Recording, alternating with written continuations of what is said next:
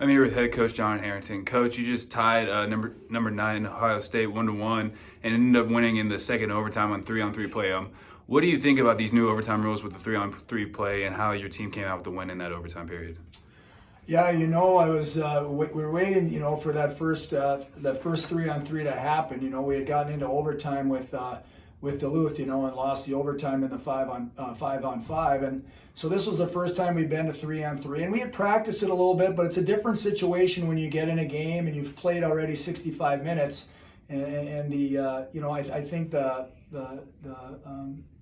getting tired, I think made a difference in that, but we did a good job there. I think it's fun. It's exciting for the fans. They like it, and it's exciting for the players. I mean, before we're getting ready to start, they were excited about it, getting a chance to play 3-on-3. So fortunately for us, it worked out in our favor. There was a notable shift from the first period to the second period in your guys' play. You guys even outshot Ohio State 12-10 in that second period. What was said in that first intermission? How do you think the girls responded?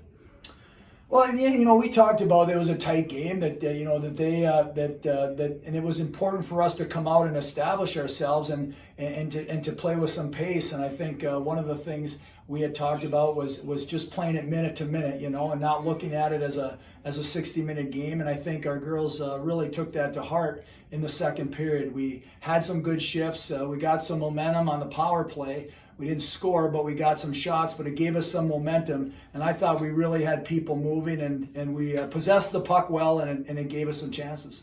Your line seemed to have changed a little bit going into today's game, and your top line with Madison Olkers, Claire Buderek, and Brooke Bryant seemed to have a really good game around the puck the entire time and making things happen. Can you just comment on how they played today?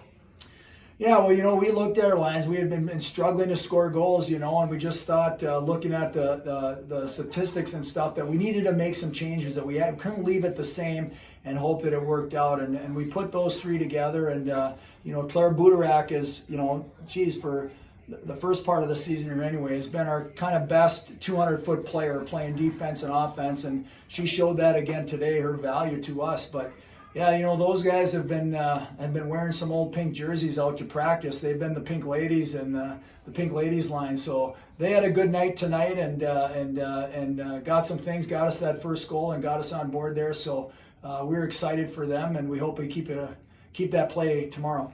And then Abby had another great game, and she every time's out she has another good one, but she kept Ohio State to only one goal. Can you just comment on how she's played these last couple games with a career high of saves coming in last game against Duluth?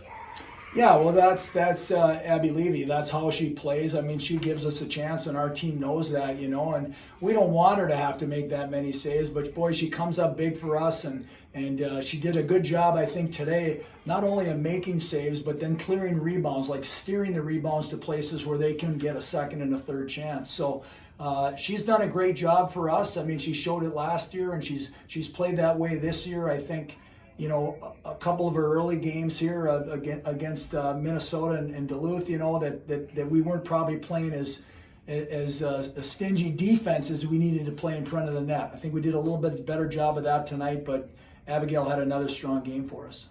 So you guys had a tie tonight. What's going to be the main difference you guys need to make to be able to have that win tomorrow?